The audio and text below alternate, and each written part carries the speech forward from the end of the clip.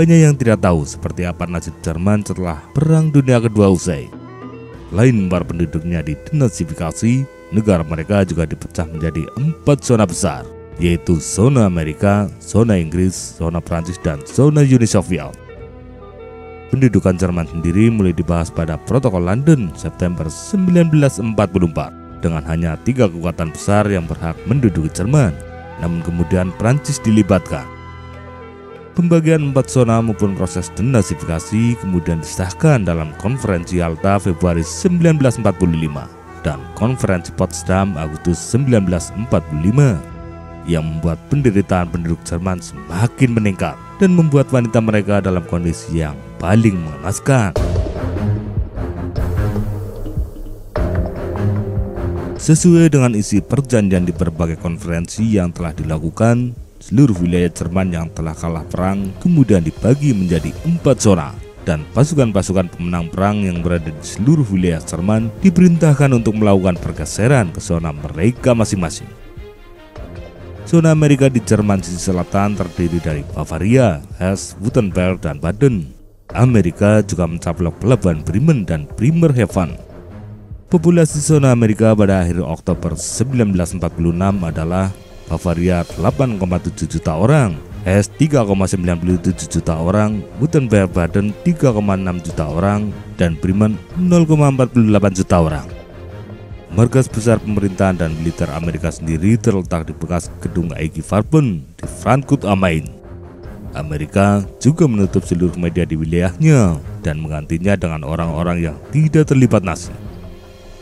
Atas nama denasifikasi, Amerika menginternir sebanyak 400.000 orang Jerman, memenjarakan 90.000 orang anggota Nazi, dan melarang 1.900.000 orang untuk bekerja selain sebagai buruh kasar.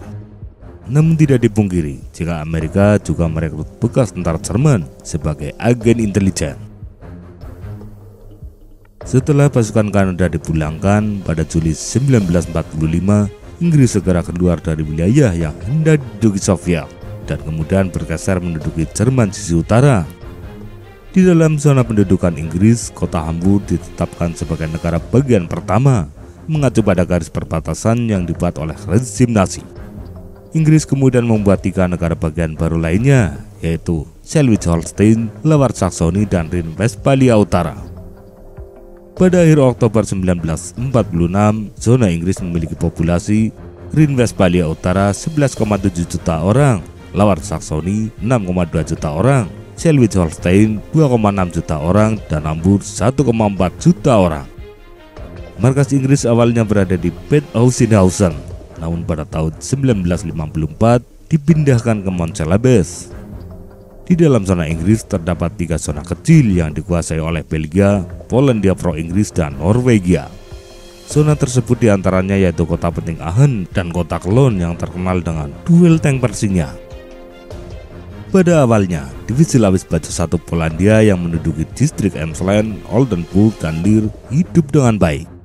Namun semua berubah ketika Inggris mendukung pemerintahan Polandia pro-Soviet dan menarik dukungan terhadap pemerintah Polandia pro-London. Unit Polandia dalam Angkatan Darat Inggris termasuk divisi lapis baja 1 Polandia didemobilisasi oleh Inggris pada bulan Juni 1947 dan kemudian dikirim pulang ke daerah masing-masing. Banyak tentaranya yang dipulangkan ke Polandia kemudian merasakan ganasnya kurungan penjara dari otoritas tempat. Sementara 4.000 tentara Norwegia yang berada di Hanover dipulangkan tahun 1953. Berbeda dengan tentara Belgia yang tetap di Jerman hingga tahun 2005. Beda zona, beda juga aturan hukumnya. Zona Inggris mengizinkan 50% dari layanan sipil hukum Jerman dapat dikelola oleh bekas Nazi.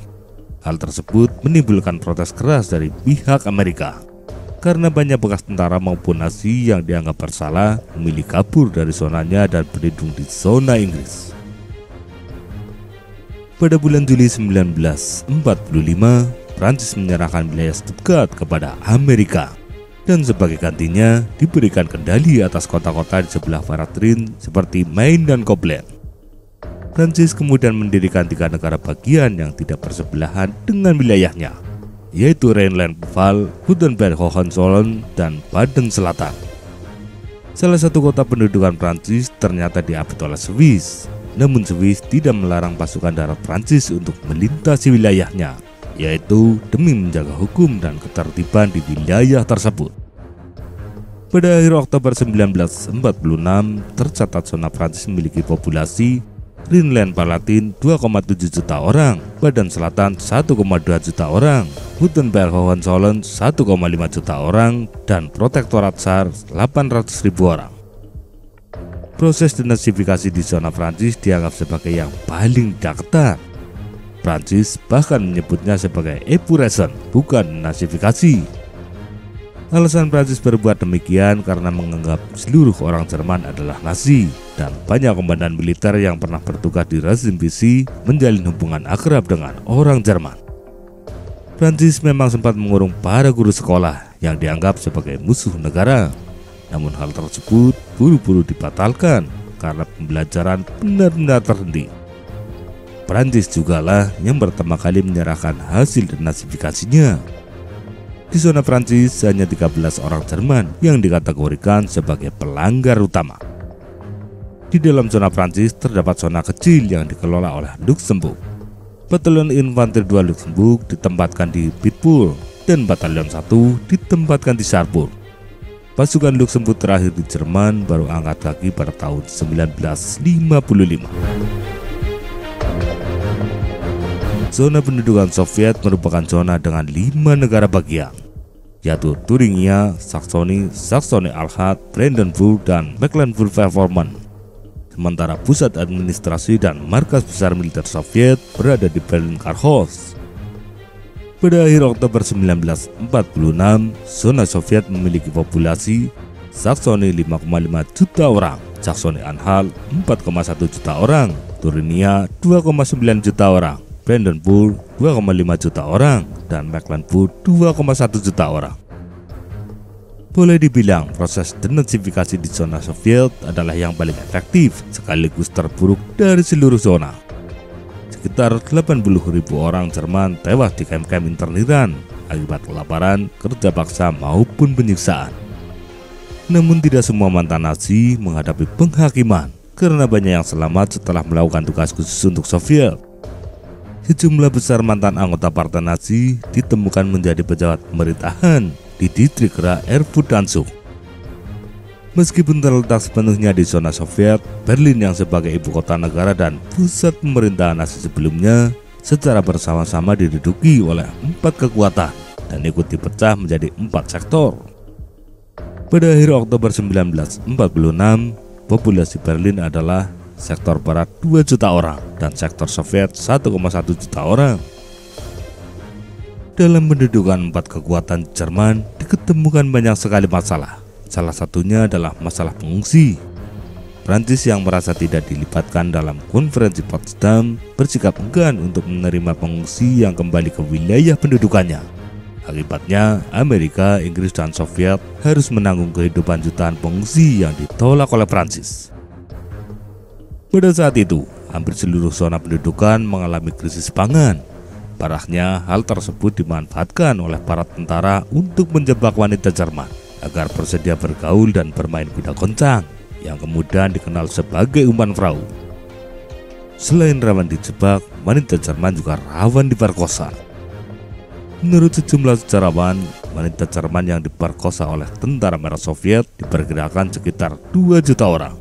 Oleh tentara Amerika berkisar 190.000 orang dan oleh tentara Prancis sekitar 5.000 orang. Sementara oleh Inggris tidak diketahui. Dan kematian akibat pemerkosaan diperkirakan sekitar 240.000 orang.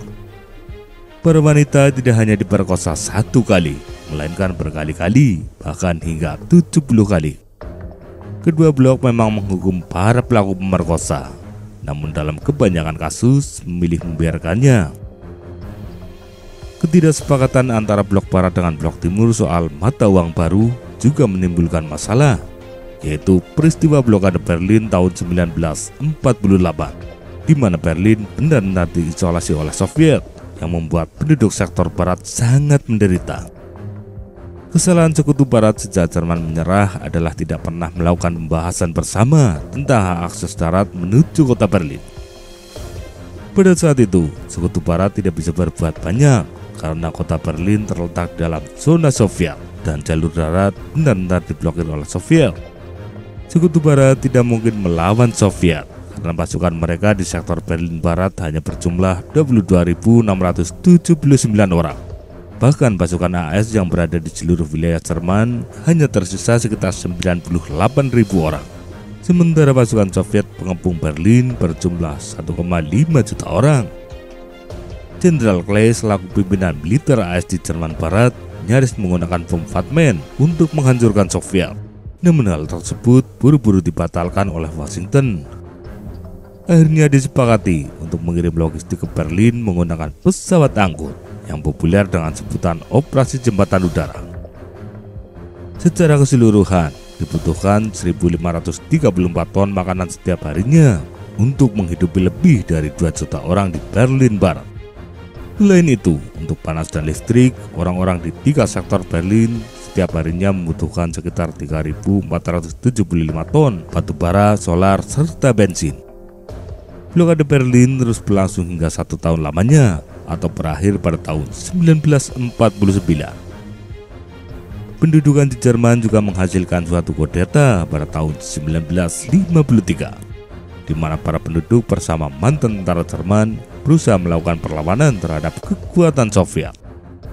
Soviet tidak tinggal diam dan menghancurkan seluruh perlawanan hanya dalam waktu yang singkat. Akibatnya, banyak orang Jerman tewas pada peristiwa tersebut karena harus menghadapi tank-tank milik Soviet. Pendudukan di Jerman baru berakhir pada tahun 1955, di mana Jerman Barat dan Jerman Timur diberi kedaulatan penuh oleh 4 kekuatan dan diberi kebebasan untuk membentuk militer yang baru. Sekalipun diberi kedaulatan penuh, namun kemerdekaan baru benar-benar terwujud pada tahun 1990, yang kemudian dikenal sebagai reunifikasi Jerman atau penyatuan Jerman.